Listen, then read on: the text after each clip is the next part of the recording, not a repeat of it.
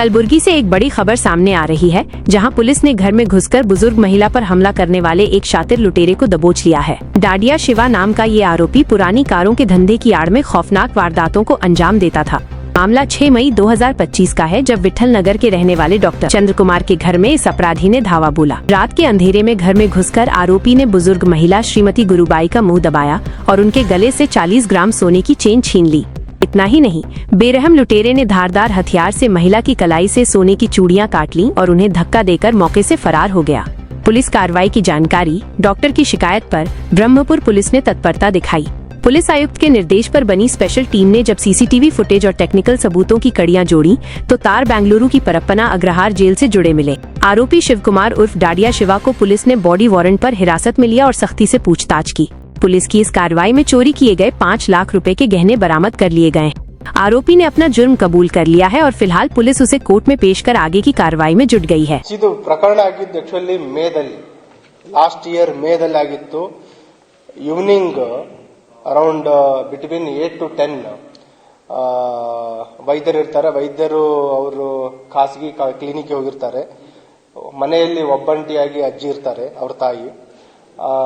ಏನು ಒಬ್ಬನು ಆರೋಪಿ ಇದ್ದಾನೆ, ಆ ಮನೆಗೆ ಎಂಟರ್ ಆಗ್ತಾನೆ, ಬಾಗಿಲು ಹಾಕಿರೋದಿಲ್ಲ, ಮನೆಗೆ ಎಂಟರ್ ಆಗಿ ಅವರಿಗೆ ಕೈಕಾಲು ಕಟ್ಟಿ ಬಾತ್ರೂಮ್ ಅಲ್ಲಿ ಲಾಕ್ ಮಾಡಿ ಅವ್ರ ಮೈ ಮೇಲಿರುವ ಚಿನ್ನಾಭರಣವನ್ನ ದೋಚ್ಕೊಂಡೋಗಿರ್ತಾನೆ।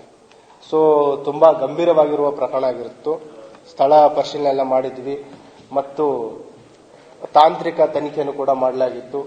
ಅದರಲ್ಲಿ ವಿಶೇಷವಾಗಿ ಅಂತಂದ್ರೆ ಸುತ್ತಮುತ್ತಲಿನ ಎಲ್ಲಾ ಸಿಸಿಟಿವಿಗಳನ್ನು ಕೂಡ ನಾವು ಪರಿಶೀಲನೆ ಮಾಡಿದ್ವಿ। ನಮ್ಮ ಪರಿಶೀಲನೆ ನಂತರ ಕೆಲವು ಕುರುಗಳು ಸಿಕ್ಕಿದ್ವು। ಅದರಲ್ಲಿ ವಿಶೇಷವಾಗಿ ಪ್ರಶಂಸಿಸಬೇಕಾಗಿದ್ದು ಈಗಿನ ಏನು ಬ್ರಹ್ಮಪುರ್ ಇನ್ಸ್ಪೆಕ್ಟರ್ ಇದ್ದಾರೆ ಮತ್ತು ಅವರ ಕ್ರೈಮ್ ಟೀಮ್ ಮತ್ತು ಎಸಿಪಿ ಸೌತ್ ಈ ಒಂದು ಕಂಟಿನ್ಯೂಸ್ ಪರ್ಸಿವರೆನ್ಸ್ನಿಂದ ಆರೋಪಿಯನ್ನ ಪತ್ತೆ ಹಚ್ಚುವಲ್ಲಿ ಮತ್ತು ಆರೋಪಿಯನ್ನ ಬಂಧಿಸುವಲ್ಲಿ ಯಶಸ್ವಿಯಾಗಿದ್ದಾರೆ।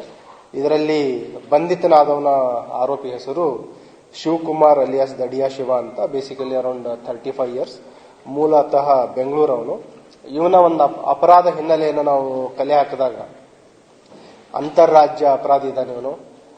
ತೆಲಂಗಾಣ, ಆಂಧ್ರ ಪ್ರದೇಶ, ತಮಿಳುನಾಡು ಮತ್ತು ಕರ್ನಾಟಕ ವಿವಿಧ ರಾಜ್ಯಗಳಲ್ಲಿ ಇವನ ಮೇಲೆ ಅಪರಾಧಗಳಿದಾವೆ।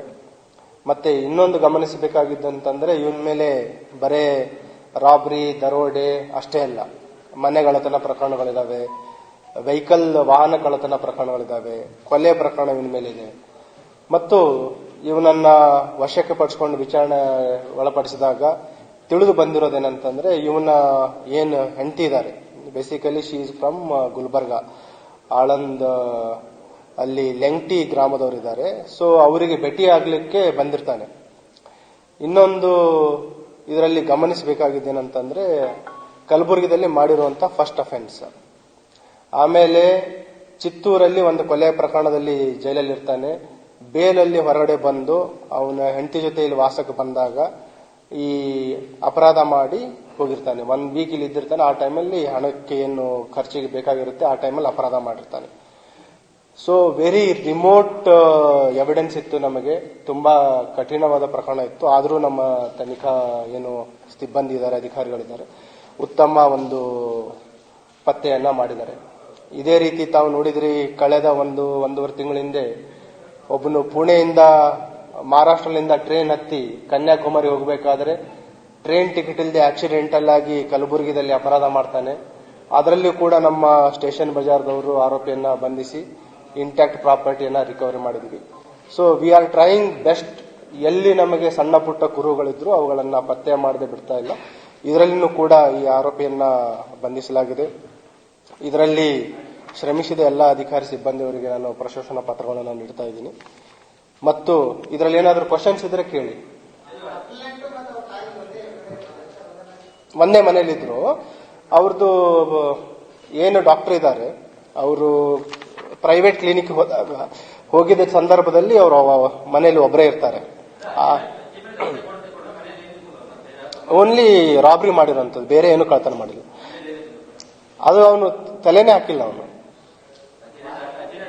ಅಜ್ಜಿನ ಟಾರ್ಗೆಟ್ ಮಾಡಿದಾನೆ। ಆ ಏನು ಟೈಮ್ ಇದೆ 8 to 10 ಅವರು ಕ್ಲಿನಿಕ್ ಹೋಗಿರ್ತಾರೆ, ಆ ಟೈಮಲ್ಲಿ ಇವ್ರ ಮನೇಲಿ ಒಬ್ಬರೇ ಇರ್ತಾರಂತ ಗಮನಿಸಿ ಆ ಟೈಮಲ್ಲಿ ಅಪರಾಧ ಮಾಡಿರುವಂಥದ್ದು.